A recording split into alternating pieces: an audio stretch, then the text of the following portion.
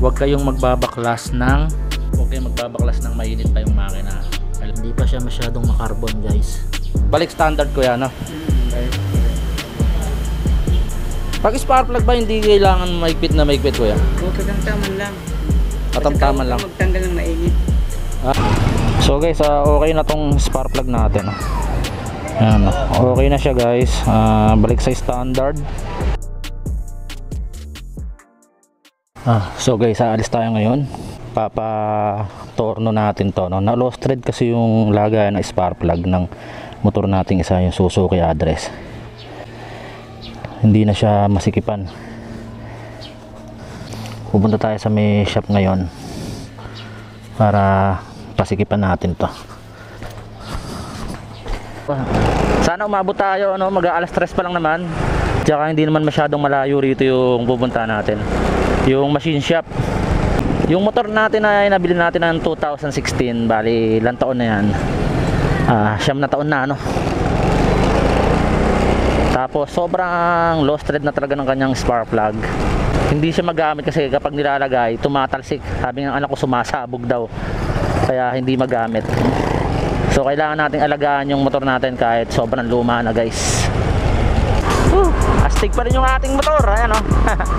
Kung tusin kaya pang hiyataw 66 hanggang 70. Kaya lang ayoko masyadong mataw guys, hindi talaga ako kaskasero. Ito namang etong Yamaha Mio Gravis natin na to, wala naman tayo masyadong nagiging problema. Yun nga lang, malakas kumain na lang is kaya napa-refresh engine. Pero bago naman na pa-refresh engine, naka 121,000 kilometers na tayo. At sulit na rin yung pagpapalit natin ng black. Tapos 2,600 data yung naubos ko sa pyesa lang. Tapos yung gumawa na yung pagpapalit ng black, yung tropa natin. Pero tayo, yung gagawin natin ngayon, tayo na yung magbabalik nito, magsasalpak ng cylinder head ng Suzuki Address natin. Madali rin naman talagang baklasin basta may gamit ka guys. So guys, eto na. Dito na tayo sa Lagundi. Sana bukas pa yung shop ni Toto, no? Laki ng truck. So guys, kapag dumaan ka rito sa ano, dinare-diretso mo, bali makakarating ka na rin dito papunta ng ano, ng tawag dito, papunta Boso-Boso. Sana may gumagawa, no?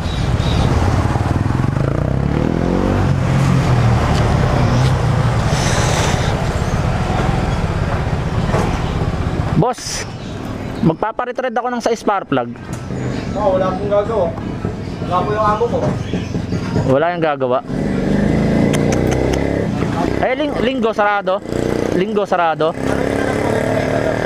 Okay. So guys, galing tayo ron kay Toto. Sarado yung ano doon, machine shop.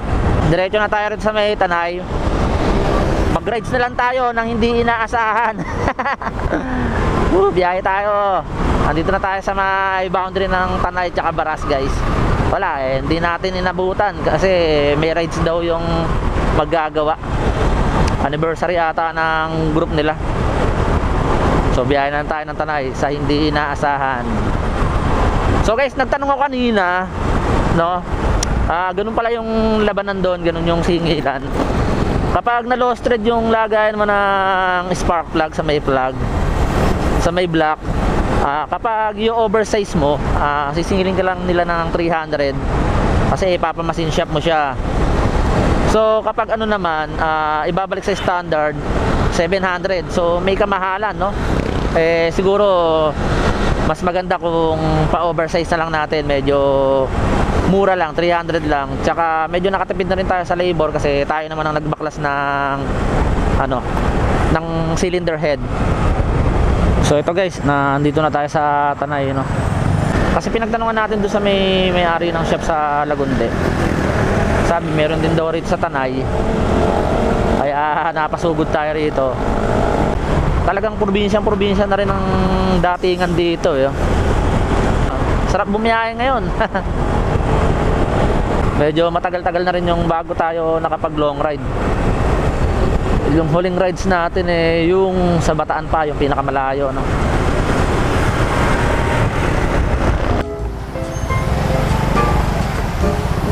Bossan may nagre-retread ng sa spark plug. Nagre-retread. Oo, nang sa spark lagay na spark plug ng motor. Ano po yun? Ginagawa lang po. Natatanong ko nga dyan. Tanong nyo na lang po. Oo.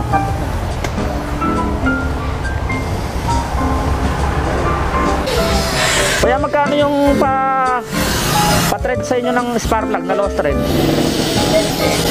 Ano mo to? Ito, yung Suzuki address. Balik standard ko yan, no? Pag spark plug ba hindi kailangan maigpit na maigpit ko yan? Katamtaman lang. Katamtaman lang. Magtanggal ng mainit. Ha? Mainit. Alam ko yan, kaya doon yun. May nang nangyari siguro. Diba? Kasi siguro, sa tingin ko dito, tinanggal ng mainit. Hindi umandar, tapos tinanggal. Tinanggal perfect kung ano. Sigurado, tinanggal. Mainit, siyempre. Tinanggal niya yun. Ayaw umandar, di ba? Isa naman kaya siya. Ayaw na umandar, ngayon titinong isprapat, tanggalin mo. Ang doon, malambot. Kasama yun.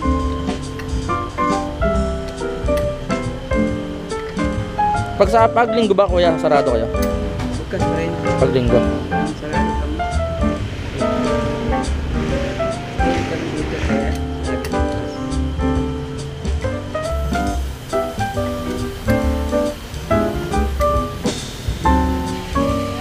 Malabas yung ano, bakal, no?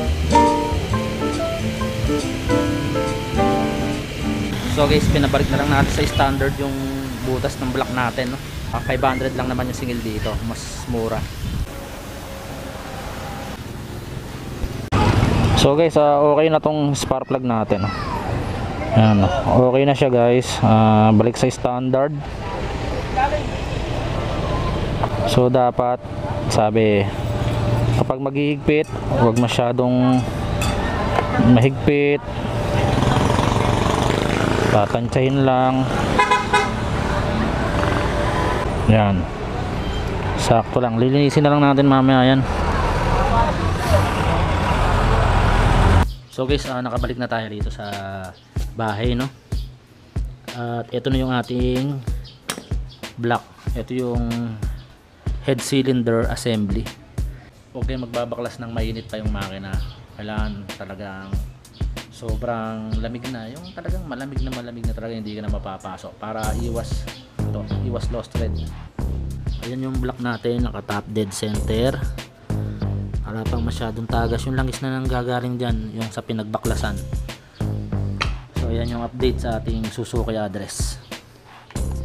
Tapos i-assemble na lang natin to. Lilinisan ko lang ng konti. Tandaan nyo guys, kapag na lost thread yung spark plug nyo, yung pinaka thread nyan sa main block, unang-una, pag hindi kayo marunong magbaklas ng block, labor agad nyan, mga nasa 500 to 700. Tapos plus pa yung labor sa pag magpapa-retread ka, depende na lang yan kung balik standard o oversize mo yung spark plug mo.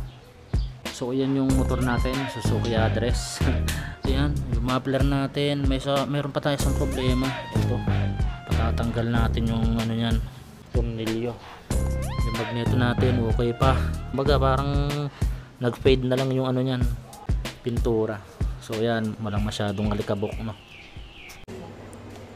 So guys, na setup na natin yung ating rocker arm, valve, at saka yung etong cylinder head. So ngayon, ikakabit na natin siya. Ipapasok na ulit natin. So ayan guys, sasalpak lang natin ng maayos kasi may mga dowel yan eh. So guys, ito yung medyo komplikado sa lahat, no? Kapag magbabalik tayo ng ating timing gear. So dapat naka-timing siya lagi. Iba-iba kasi yung ano ng motor. Meron ditong mga marks. So ito yung top dead, yung mayroong itim, yung may puti na yan. Tapos ito yung metal dock. Kasi may gutlit yan dito guys, oh. Yung lock ng pinaka bearing. So gagawa na lang natin ng video yan kapag medyo may oras tayo, kasi inabutan na tayo ng dilim guys. Pakita ko na lang sa inyo mamaya. So yung topic kasi nito para sa yung nasira na lagayan ng spark plug guys, pina-retread natin. So, nabalik na natin yung ating cylinder head at na medyo nilinis lang natin ng kaunti, no? Tapos i-set up na lang natin yung mga bearings, yung mga cover, tapos sabay testing. So hindi ko na pinakita sa inyo yung mga pag-assemble. Gagawa na lang natin ng mga hiwalay na hiwalay na video, kasi yun nga, talagang topic natin dito ay yung ating spark plug na lost trip. Napa-under na natin. Ayan, revolution natin.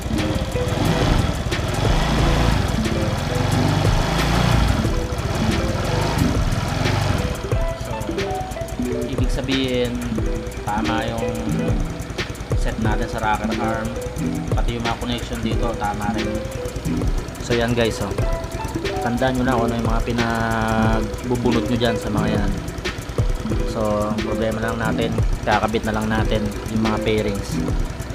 Tatapusin ko na muna yung video ko rito guys, at maraming salamat sa mga nanood sa video na to. Please subscribe, like and share. Inabot na tayo ng gabi guys. Salamat. Isang revolusyon.